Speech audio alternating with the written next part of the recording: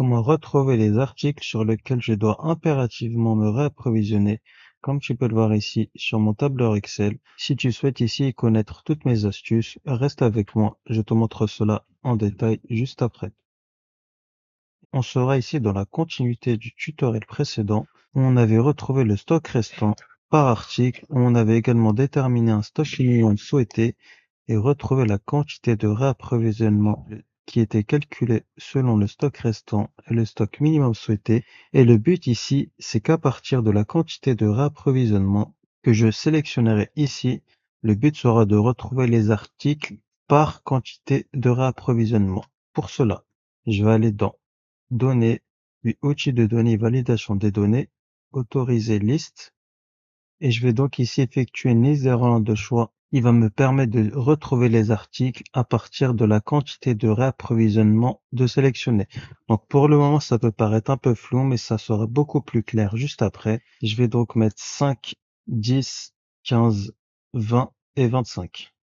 Et là, je fais OK. Et je vais pour le moment sélectionner 15. Et je vais donc ici retrouver les articles sur lesquels je dois me réapprovisionner à minima de 15 ou plus. Donc pour cela, ça va être petite parenthèse avant de reprendre ce tutoriel. J'ai réalisé un fichier Excel 100% automatisé qui te permettra de gérer et de suivre tes stocks au quotidien de manière simple et pratique. Si tu souhaites télécharger ce fichier Excel 100% automatisé, tu n'auras plus qu'à cliquer sur le lien en description. Est égal à la fonction filtre. J'ouvre la parenthèse, le tableau, il s'agira ici donc de mes 4 colonnes pour le moment, point virgule. Au niveau du second argument, étant donné que je souhaite faire un filtre selon la quantité de réapprovisionnement, je vais donc sélectionner ici la colonne de la quantité de réapprovisionnement qui doit être supérieure ou égale à la quantité de réapprovisionnement de sélectionner ici, point virgule. Donc le troisième argument, si vite, donc si vite, j'ouvre les guillemets, je ferme les guillemets, je ferme la parenthèse et je valide. Et donc, on peut constater que l'article sur lequel je dois me réapprovisionner à minima de 15 de ce même article, il s'agira ici de mon beurre sur lequel je dois me réapprovisionner de 24 barquettes de beurre. Et si je sélectionne 5, j'aurai l'intégralité de mes articles, soit 4. Et comme tu peux le constater ici, je n'aurai pas besoin du stock minimum souhaité qu'on retrouve ici. Donc pour cela, je vais le supprimer. Et je souhaite également que mes articles soient triés en fonction de la quantité de réapprovisionnement, c'est-à-dire du plus élevé au moins élevé. Pour cela, je vais dans un premier temps ici utiliser ma fonction trier. Donc, le premier argument, mon tableau, il s'agira de la fonction filtre utilisée, point virgule. Comme je souhaite trier en fonction de la quantité de réapprovisionnement, il s'agira ici de la quatrième colonne, point virgule. Et comme je souhaite trier de la quantité de réapprovisionnement du plus élevé au moins élevé, ça va être par ordre décroissant. Donc, -1, je ferme la parenthèse, je valide.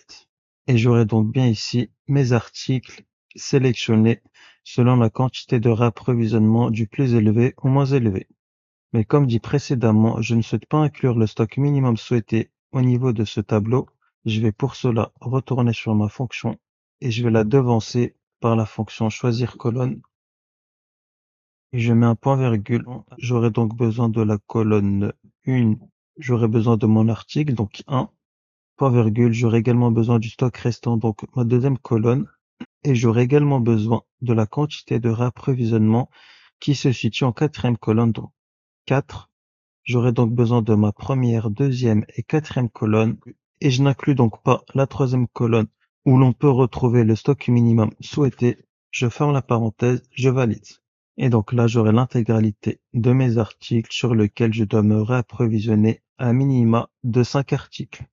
Si au niveau de ma confiture sur la journée du 16 juillet, je me réapprovisionne donc de 30 pots de confiture et que je fais face à 10 ventes, on peut constater que le stock restant est bien supérieur au stock minimum souhaité, donc j'aurai une quantité de réapprovisionnement de 0 et on ne retrouve donc plus par conséquent les pots de confiture au niveau de mon tableau. Et concernant mes barquettes de beurre, sur la journée du 16 juillet, je fais face à 10 ventes, donc 10 sorties, pour 0 entrée. Il ne me restera plus qu'une barquette de beurre, soit une quantité de réapprovisionnement de 34.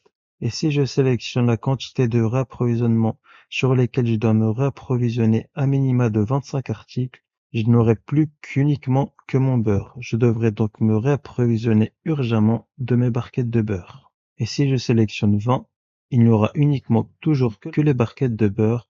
Et si je sélectionne 15 également, et si je sélectionne 10, j'aurai également le miel. Et si au niveau de mon miel, je me réapprovisionne donc de la quantité de réapprovisionnement indiquée de 12, on voit bien que les pots de miel n'apparaissent plus.